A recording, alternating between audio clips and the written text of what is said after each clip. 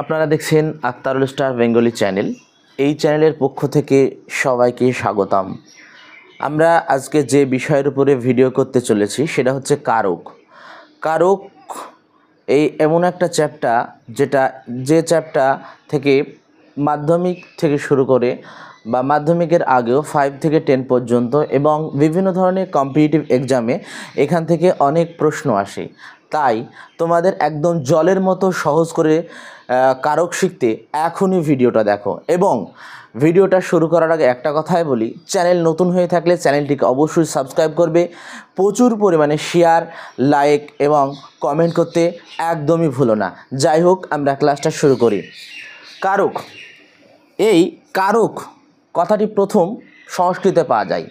ক্রিয়ান্বয়ী কারকম কথাটি বলেছেন পাণিনি। ক্রিয়ান্বয়ী কারকম কথাটি কে বলেছেন? না, পাণিনি। কারক শব্দের ব্যুৎপত্তিগত অর্থ হলো ক্রি ক্রি ক্রি প্লাস অক। কারক শব্দের ব্যুৎপত্তিগত অর্থ হচ্ছে ক্রি প্লাস অক। কারক শব্দের সাধারণ অর্থ হচ্ছে কর্ম সম্পাদক। কারক শব্দের সাধারণ অর্থ কি? কর্ম সম্পাদক। কর্ম সম্পাদক, কমা সাধক, কমা নির্মাতা। তাহলে কারক শব্দের সাধারণত দেখলাম কর্ম সম্পাদক, কমা সাধক, কমা কি নির্মাতা। এবার আসবো আমরা কারক কাকে বলে। তো কারক কাকে বলে এটা শেখার আগে আমাদেরকে ক্রিয়াটা কি সেটা সম্পর্কে একটু জানতে হবে, যে ক্রিয়াটা আসলে কি বা ক্রিয়াটা কি বলতে চাইছি। এই ক্রিয়াটা কি? ক্রিয়া মানে হচ্ছে কোনো কিছু কাজ করা, আর এই ক্রিয়াকেই বলা হয় বাক্যের প্রাণ। যদি বাক্যের মধ্যে ক্রিয়া না থাকে তাহলে কিন্তু সে বাক্যটা গড়ে উঠবে না। তাই ক্রিয়াকে বাক্যের প্রাণও বলা হয়। তো বলছে ক্রিয়াটা কি? কোনো কিছু কাজ করা, যেমন খাওয়া দাওয়া, খেলা, পড়া, শোনা, বলা, চলা, গাওয়া, এগুলো হচ্ছে ক্রিয়া। এবার আমরা আসি কারক কাকে বলে। কারক কাকে বলে না, ক্রিয়ার সঙ্গে বাক্যের অন্যান্য পদের সম্পর্ককে, বা বিশেষ্য বা সর্বনাম পদের সম্বন্ধকে বলা হয় কারক। বিশেষ্য বা সর্বনাম পদের সম্পর্ককে বলা হয় কারক। আমরা বলি ক্রিয়ার সঙ্গে বাক্যের অন্যান্য পদের সম্পর্ককে বা বিশেষ্য বা সর্বনাম পদের সঙ্গে বাক্যের অর্থগত সম্পর্ককে কী বলা হয়? কারক।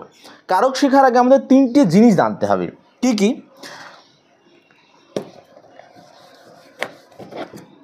একটা হচ্ছে কর্তা, কর্ম,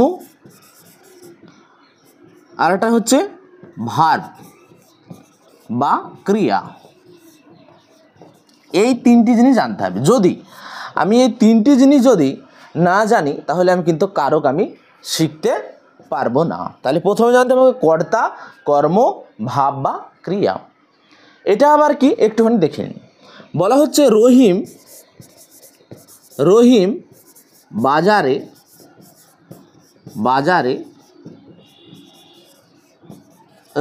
বাজারে যায়। এই বাক্যের এই 3টে জিনিস আছে, কর্তা, কর্ম আর ক্রিয়া। কর্তারা কি? বাক্যে যে কর্ম সম্পাদন করে বা বাক্যে যে ক্রিয়াটাকে কি করে? সম্পাদন করে, সেটা হচ্ছে কর্তা। তাহলে এখানে কে বাজারে যাচ্ছে? না, রহিম বাজারে যায়, এটা হচ্ছে কর্তা। এটা আবার সাবজেক্ট ইংলিশে বলা হয়। এবার বলছে কর্মটা কি জিনিস? কর্মটা হচ্ছে উদ্দেশ্য। তো কি কর্মটা? বলা হচ্ছে এখানে যেটা আছে সেটা হচ্ছে বাজার করতে যাওয়াটা উদ্দেশ্য। আর ক্রিয়া কোনটা? যেটা সম্পূর্ণ করছে কাজটা বললাম, একটু আগে বললাম ক্রিয়াটা, যে করা, যাওয়া, চলা ইত্যাদি এগুলা ক্রিয়া। তাহলে এখানে যায় আছে, এটা হচ্ছে ক্রিয়া। তাহলে বোঝা গেল যে কর্তা, কর্ম আর ক্রিয়া, এই 3টি জিনিস আমরা বুঝতে পারলাম। এবার আসবো আমরা একটা উদাহরণে।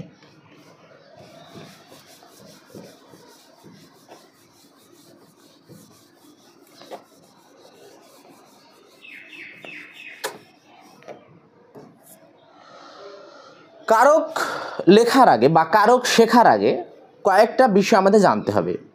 কি জানতে হবে? কারক শেখার আগে মূলত যে বিষয়গুলো আমাদের জানতে হবে, সেটা হচ্ছে বিভক্তি। বিভক্তি জানতে হবে, অনুসর্গ জানতে হবে এবং নির্দেশক। এই তিনটে বিষয় আমাদের খুব ভালোভাবে জানতে হবে। যদি আমরা তিনটে বিষয় খুব ভালোভাবে জানতে পারি তবে কারক সম্পর্কে যে জটিলতা বা দুর্বলতা সেটা আমাদের কেটে যাবে এবং এই তিনটে বিষয় লাগবে আমাদের কারক করার সময়, সেটা তোমরা বুঝতে পারবে। আসো এবার আমরা দেখি বিভক্তি। বিভক্তি শব্দের প্রত্যয় কী? আসি আমরা বিভক্তি। বিভক্তি বলছে বিভক্তি শব্দের প্রত্যয়টা কি? বিভক্তি শব্দের প্রত্যয় কি? বি পূর্বক ভজ প্লাস তি, এটা হচ্ছে বিভক্তি শব্দের প্রত্যয়। বি পূর্বক ভজ প্লাস কি বললাম? তি, এটা হচ্ছে বিভক্তি শব্দের প্রত্যয়। এটা আমরা জেনে গেলাম। এবার আমরা জানবো বিভক্তি শব্দের সাধারণ অর্থ কি। বিভক্তি শব্দের সাধারণ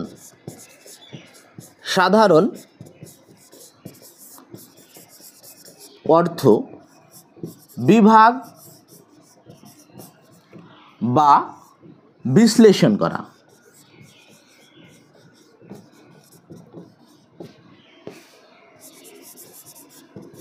তাহলে বিভক্তি শব্দের সাধারণ অর্থ জানলাম, বিভাগ বা কি বিশ্লেষণ করা, এটা তোমরা জেনে গেলে। এবার তোমাদের জন্য যেটা জানবে সেটা হচ্ছে বিভক্তি কাকে বলে।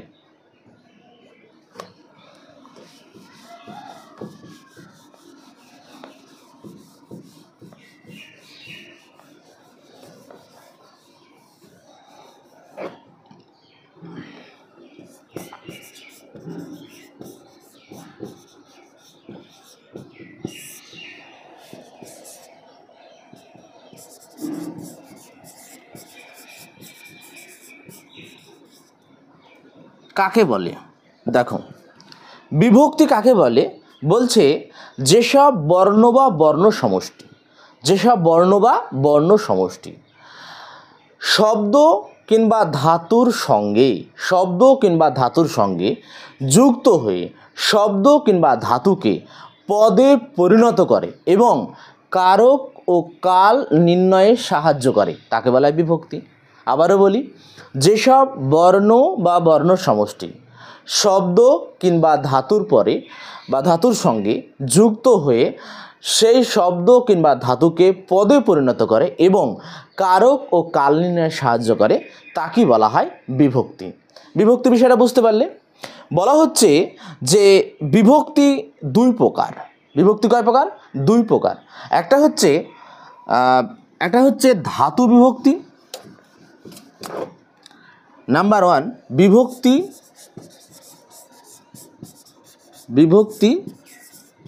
দুই প্রকার। নাম্বার ওয়ান হবে ধাতু বিভক্তি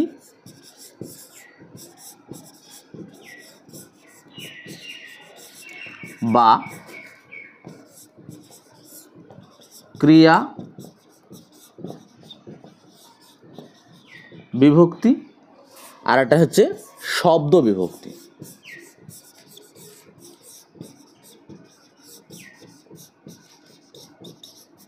তাহলে বিভক্তি কয় প্রকার? দুই প্রকার। একটা হচ্ছে ধাতু বিভক্তি বা ক্রিয়া বিভক্তি, আর একটা হচ্ছে শব্দ বিভক্তি। এবার বিভক্তি প্রথমে আমরা বললাম যে ধাতু বিভক্তি বা শব্দ বিভক্তি। ধাতু বিভক্তি বা শব্দ বিভক্তি কাকে বলে? কাকে বলে যে, আচ্ছা প্রথমে আমরা যেটা আসবো সেটা হচ্ছে শব্দ বিভক্তি। আসলাম প্রথমে।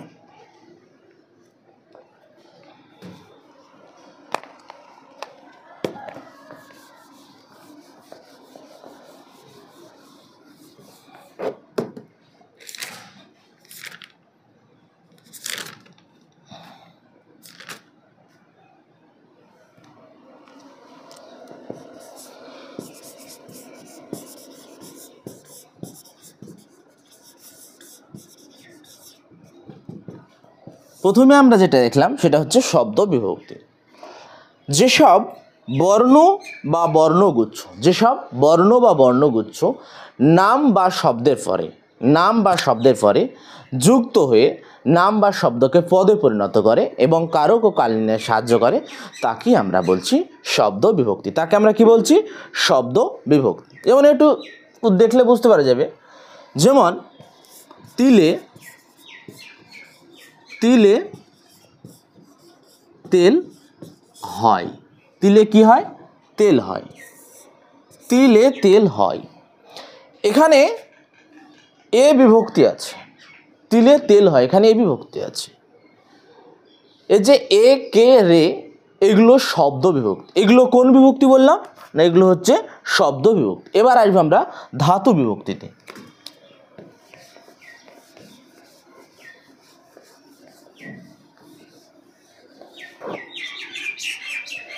পরেরটা আসবো আমরা ধাতু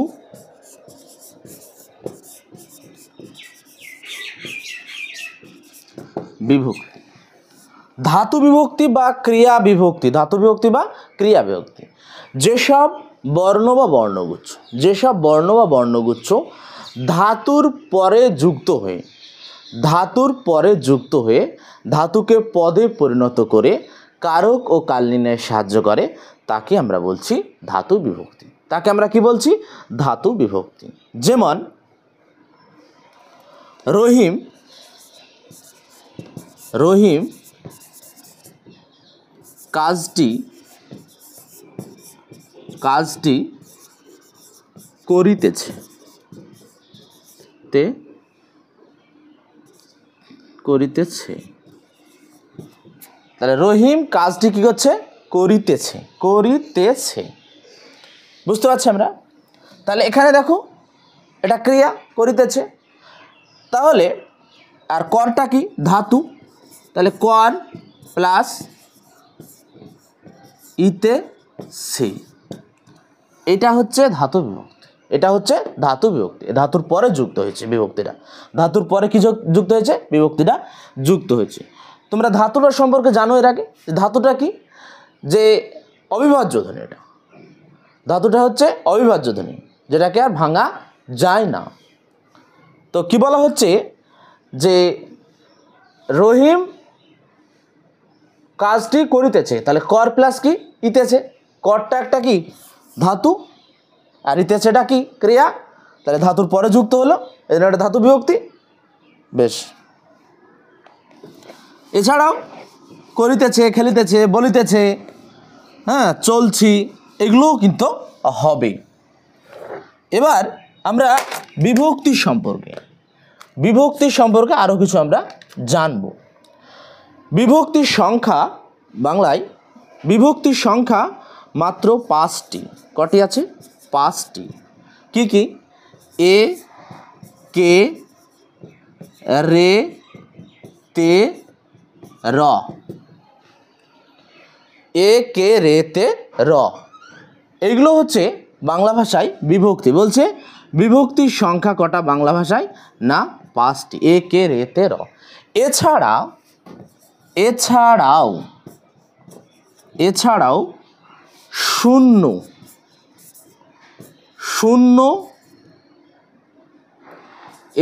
শূন্য বিভক্তি রয়েছে। তাহলে আমরা জানলাম বাংলা ভাষায় বিভক্তির সংখ্যা 5টা।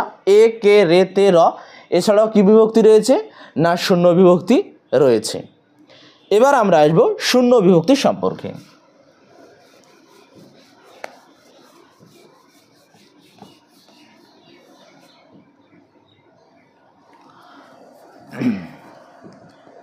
শূন্য বিভক্তি,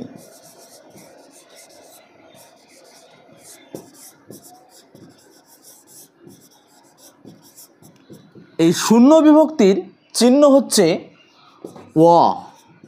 তোমরা হয়তো জানো না যে শূন্যর আবার চিহ্ন হয়, এ তো শূন্য বিভক্তি না। শূন্য বিভক্তির চিহ্ন হচ্ছে অ। বুঝতে পেরেছো? তাহলে শূন্য বিভক্তির চিহ্নটা কি? অ। এটা তোমরা জেনে গেলে। এই অটা বিভিন্ন মাধ্যমিক পরীক্ষা এবং বিভিন্ন কম্পিটিটিভ পরীক্ষা এবং এসএসসি পরীক্ষাও এটা আসে। যাই হোক, এবার আমরা আসি শূন্য বিভক্তি কাকে বলে, এটা সংজ্ঞাতে এবার আসি আমরা। কাকে বলে আমরা শূন্য বিভক্তিরা? যে শব্দ বিভক্তি চিহ্নটি শব্দে যুক্ত হইয়া, কিসে যুক্ত হইয়া? শব্দে যুক্ত। যে শব্দ বিভক্তি চিহ্নটি শব্দে যুক্ত হইয়া শব্দটিকে পদে পরিণত করিয়া নিজে অপ্রকাশিত থাকে তাকে বলা হয় শূন্য বিভক্তি। তাহলে বুঝতে পারছো যে শব্দটিকে পদে বলছে যে শব্দ বিভক্তি চিহ্নটা কি, যে শব্দ বিভক্তি চিহ্নটি শব্দে যুক্ত হইয়া শব্দটিকে পদে পরিণত করিয়া নিজে অপ্রকাশিত থাকে তাকে আমরা কি বলছি, শূন্য বিভক্তি বলা হয়। যেমন একটা উদাহরণ দিলে বিষয়টা আরও ক্লিয়ার হয়ে যাবে। উদাহরণ যদি দেওয়া যায় তাহলে কি বলছে, যেমন সে ভাত খায়, সে ভাত কি করে, খায়, তাই বলছে। সে এবার ভাত খায়, তাহলে একটা আমরা উদাহরণ দিলাম, ভাত কোনো বিভক্তি আসছে না, ভাত কোনো বিভক্তি আসছে না, কিন্তু তাহলে শূন্য বিভক্তি, তাহলে এটা কি বিভক্তি হলো, শূন্য বিভক্তি। বেশ, শূন্য বিভক্তির কাজটা কি এবার একটু বলি। আমরা তো জানলাম যে শূন্য বিভক্তিটা কি, বা শূন্য বিভক্তির কাজটা কি তাই দেখব আমরা।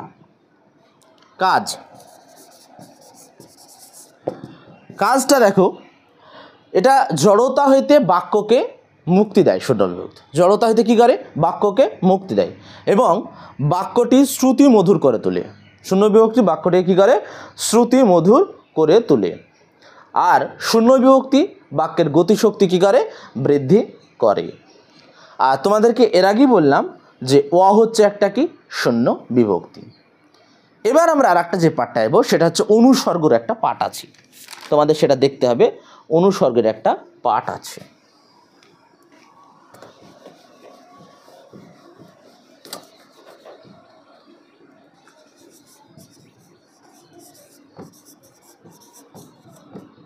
অনুসর্গ, আচ্ছা, অনুসর্গর এটাও প্রত্যয় আছে। কি আছে না, অনু পূর্বক সৃজ প্লাস এটার কি আছে, প্রত্যয় আছে। তাহলে আমরা জানতে পাচ্ছি অনু পূর্বক সৃজ প্লাস কি সমান সমান কি, অনুসর্গ। বেশ, এবার আসি অনুসর্গের অপর নাম।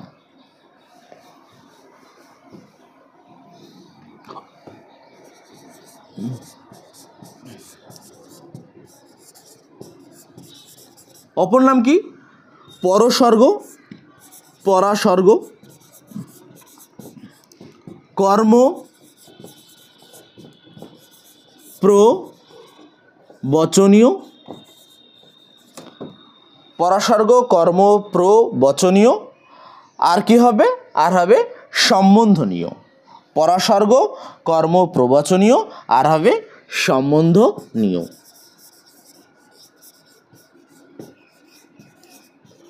অনুসর্গের তিনটি নাম আছে, এটা হচ্ছে পরাসর্গ, কর্ম প্রবচনীয় আর সম্বন্ধনীয়। এবার আসবে আমরা অনুসর্গ কাকে বলে। আর প্রথমেই তোমাদের জানি রাখি, এটাও পরীক্ষাতে দেয়, অনেক পরীক্ষাতে দেয়, এটা মাধ্যমিক থেকে শুরু করে বিভিন্ন কম্পিটিটিভ এক্সাম সে পরীক্ষাগুলোতে দেয়, এবং বাংলা এসএসসিতে বা এমএসসিতে সব জায়গায় আসে। যেমন অনুসর্গগুলি আসলে কি পদ, এটা জেনে রাখা ভালো যে অনুসর্গগুলি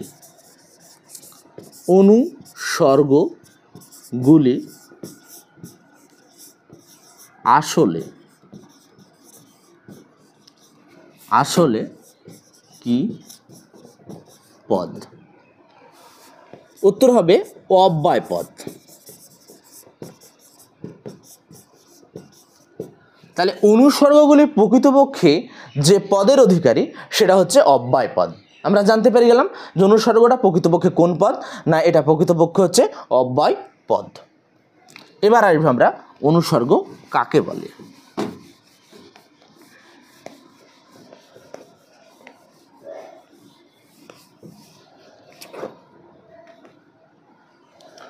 কাকে বলে,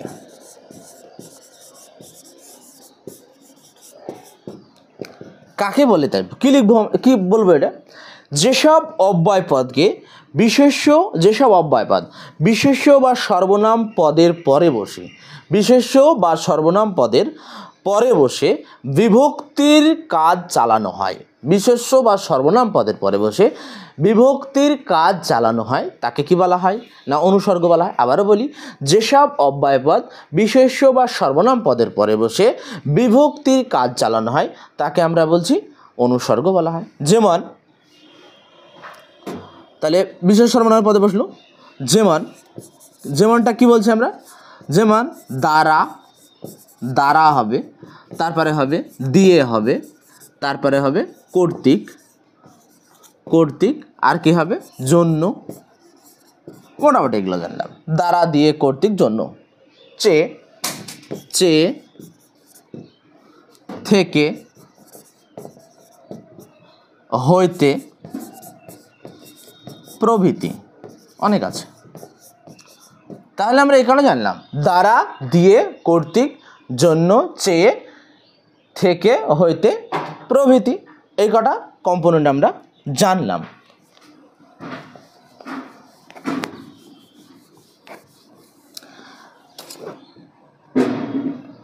তাহলে এবার যদি বলা হয় অনুসর্গগুলির বৈশিষ্ট্য কি বলবো, অনুসর্গগুলির বৈশিষ্ট্য আমি বলবো যে অনুসর্গগুলি কখনো কখনো শব্দের আগে বসে, তবে বেশিরভাগ ক্ষেত্রে অনুসর্গগুলি শব্দের পরে বসে। অনুসর্গ দুই প্রকার, দুই প্রকার। নাম্বার 1 ক্রিয়াজাত অনুসর্গ। নাম্বার 1 আসছে আমরা ক্রিয়াজাত অনুসর্গ। নাম্বার 1 যেটা বলা হচ্ছে সেটা হচ্ছে ক্রিয়াজাত অনুসর্গ। ক্রিয়াজাত অনুসর্গটা কি? ছেলে বাসে করিয়া যাতায়াত করে। উদাহরণ হবে ছেলে বাসে করিয়া যাতায়াত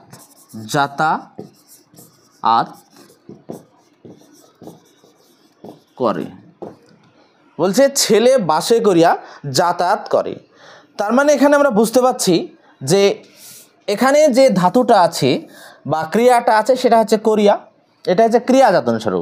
আমরা একটু আগে বলেছি তোমাদের যে ক্রিয়াটা কি, এটা কর থেকে এসছে, তাহলে কর প্লাস ইয়া সমান কি করিয়া। তো এবার এইখানে যে করিয়া আছে এই করিয়াটা কর ধাতু থেকে এসছে, আর তার সাথে বিভক্তি যুক্ত হয়েছে, এই অনুসর্গ যুক্ত হয়েছে ইয়াটা। তাহলে আমরা বুঝতে পারছি এটা হচ্ছে ক্রিয়াজাত অনুসর্গ। এটা কোন জাত অনুসর্গ? ক্রিয়াজাত অনুসর্গ।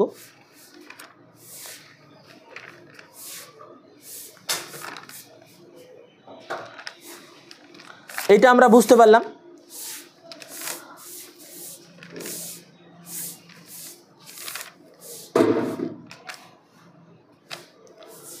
আর একটা আছে শব্দজাত অনুসর্গ, ওটা কিসে বসে না শব্দের পরে বসে। আর একটা আছে শব্দজাত অনুসর্গ, ওটা হচ্ছে শব্দের পরে বসে। যে কি ওটা, যে রহিম কর্তৃক চোরটি ধৃত হলো, রহিম কর্তৃক চোরটি কি হলো ধৃত হলো, এটা হচ্ছে শব্দজাত অনুসর্গ। এবার আমরা যে পয়েন্টটাতে ফোকাস করব, মূলত আসবো যে পয়েন্টটা, সেটা হচ্ছে নির্দেশক। সেটা কি নির্দেশক। আমরা এই পয়েন্টটার উপরে এবার ফোকাস করব যে নির্দেশকটা কি আমাদের জানার খুব ইচ্ছা। নির্দেশকটা হচ্ছে বাক্যস্থিত পদের সমষ্টিকে বলা হয় নির্দেশক। দেখো একটু বুঝে নাও, বাক্যস্থিত বলেছে, বাক্যস্থিত পদের সমষ্টিকে, বাক্যস্থিত পদের সমষ্টিকে কি বলা হয় না নির্দেশক বলে, নির্দেশক বলা হয়। বাক্যস্থিত পদের সমষ্টিকে নির্দেশক বলা হয়। আমরা নির্দেশক তো এটা জানতে পারলাম, এবার দেখবো আমরা নির্দেশকের বৈশিষ্ট্যটা কি, যে নির্দেশকের বৈশিষ্ট্যটা কি। তাহলে আমরা বৈশিষ্ট্য বলে পয়েন্ট করতে পারি। বৈশিষ্ট্যটা কি না নির্দেশক প্রধানত বিশেষ্য পদের সঙ্গে যুক্ত হয়। এটা ভালো আন্ডারলাইন করতে পারো তোমরা এটাকে, যে নির্দেশক প্রধানত বিশেষ্য পদের সঙ্গে কি হয় না যুক্ত হয়, এর সঙ্গে বিশেষ্য পদের সঙ্গে কি হচ্ছে না যুক্ত হয়, এটা আমরা কিন্তু জানতে পারি। নির্দেশক প্রধানত পদের সঙ্গে যুক্ত হয়, কখনো কখনো বিশেষণ পদের সঙ্গে যুক্ত হয়। আচ্ছা তারপরে দেখো, বিভক্তির পরে নির্দেশক কখনোই বসে না। বিভক্তির পরে কি নির্দেশক কখনোই বসে না, কিন্তু নির্দেশকের পরে বিভক্তি বসতে পারে। নির্দেশক বিভক্তি বলছে যে বিভক্তির পরে নির্দেশক কখনো বসে না, বিভক্তির পরে নির্দেশক কখনো বসে না, কিন্তু নির্দেশকের পরে বিভক্তি বসতে পারে। একটুখানি বলে দিই তোমাদের যে নির্দেশকের পরে কিভাবে বিভক্তিটা বসতে পারে তোমরা দেখলে হয়তো বোঝা যাবে। কি দেখো, নির্দেশকের পরে বিভক্তি কিভাবে বসতে পারে। ছেলেটিকে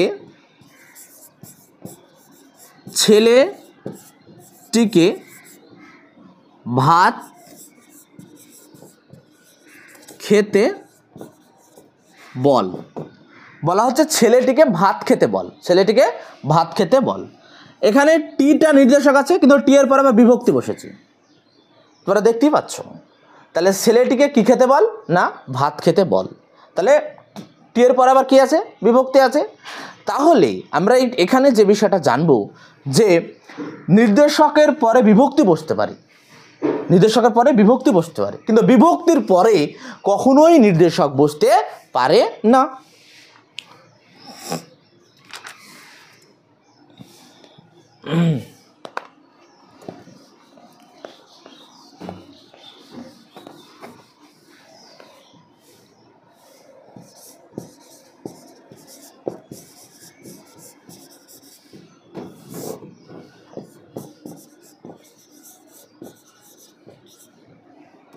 এবার আমরা জানবো নির্দেশক আর বিভক্তির মধ্যে পার্থক্য।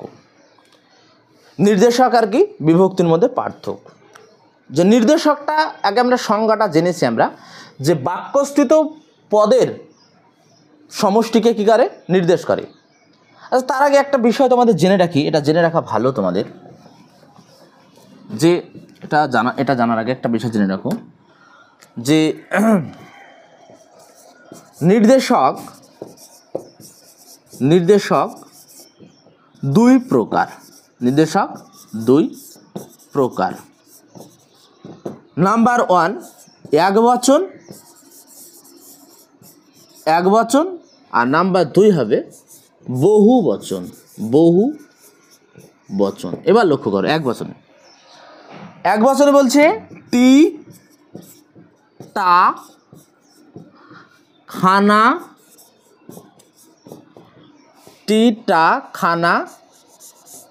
খানি। বহু বচনে গুলো, গুলি, রা ইত্যাদি। তার মানে দেখতে পেলাম এক বচনে হচ্ছে টি টা খানা খানি, বহু বচনে গুলো, গুলি, রা ইত্যাদি। তাহলে এক বচনে টিটা ছেলেটিকে খেতে বললাম, এটা এক বচনে, এটা নির্দেশক এক বচনে। অনেকগুলো ফল পেড়েছি, এটা বহু বচনের নির্দেশক। তাহলে এই বিষয়টার বুঝতে অসুবিধা নাই। গরিবদের মধ্যে ধন বিতরণ করে দেয়, গরিবদের, বেশ। তাহলে নির্দেশকটা প্রধানত আমরা দেখলাম দুই প্রকার, এক বচন আর বহু বচন। এক বচনে টি টা খানা খানি, আর বহু বচনে গুলো, গুলি, রা, দের ইত্যাদি।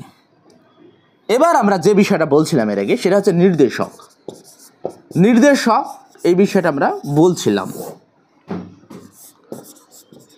আর হচ্ছে বিভক্তি। আচ্ছা, নির্দেশক আর বিভক্তি। নির্দেশক একটু আগে বলেছিলাম যে বাক্যস্থিত পদের বচনকে সুনির্দিষ্ট করে, আর বিভক্তি হচ্ছে যে এটা নাম বা শব্দ বা ধাতুর পরে যুক্ত হয়ে সেটা পদে পরিণত করে এবং কারক ও কালীন সাহায্য করে, সেটা বিভক্তি বলা হয়। নির্দেশক অনেক সময় ব্যক্তি বা বস্তুর আগে বসে। নির্দেশক। বিভক্তি কখনোই শব্দের আগে বসে না। বিভক্তি কখনো শব্দের আগে বসে না। শব্দের সঙ্গে নির্দেশক যোগ হওয়ার পরে তাতে বিভক্তি যোগ হতে পারে। শব্দের সঙ্গে বিভক্তি জুড়ে দেওয়ার পর শব্দের সঙ্গে বিভক্তি যোগ দেওয়া অসম্ভব। নির্দেশক ব্যক্তি বা বস্তুর যুক্ত হয়ে ব্যক্তি বা বস্তুকে নির্দেশ করে এবং বচন নির্ণয়ে সাহায্য করে, আর বিভক্তি শব্দের সঙ্গে যুক্ত হয়ে শব্দকে পদে পরিণত করে। আচ্ছা, এইটা আমরা জানলাম যে নির্দেশক আর বিভক্তি। এবার আমরা আসবো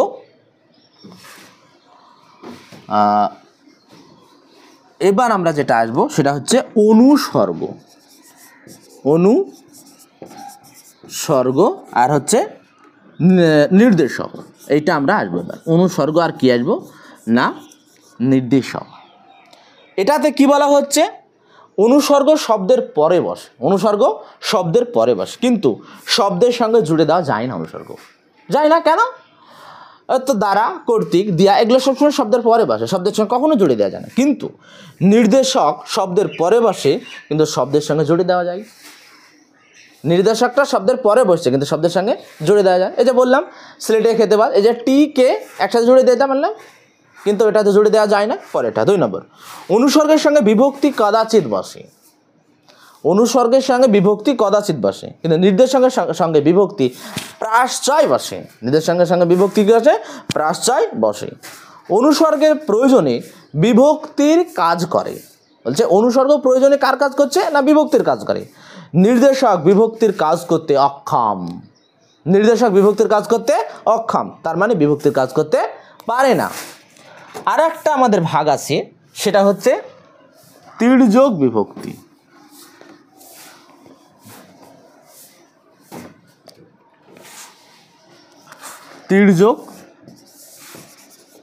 তির্যক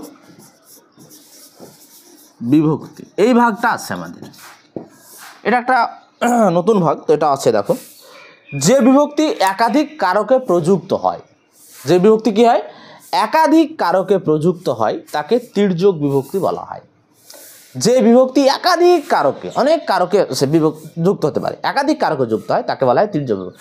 এই বিভক্তির চিহ্নটা সাধারণত আরও অনেকেই আছে, তো এই বিভক্তিটা সাধারণত নির্দেশ করা হয়, এটাকে নির্দেশ করা হয় বেসিক্যালি তির্যক বিভক্তিতে। আরও আছে। তো তির্যক বিভক্তিটা কি বলছে, তাহলে যে বিভক্তি একাধিক কারকে ব্যবহৃত হয় তাকে তির্যক বিভক্তি বলা হয়। যেমন এ বিভক্তি, যেমন এ বিভক্তি সংস্কৃত কারকে বিভক্তি নির্দিষ্ট আছে।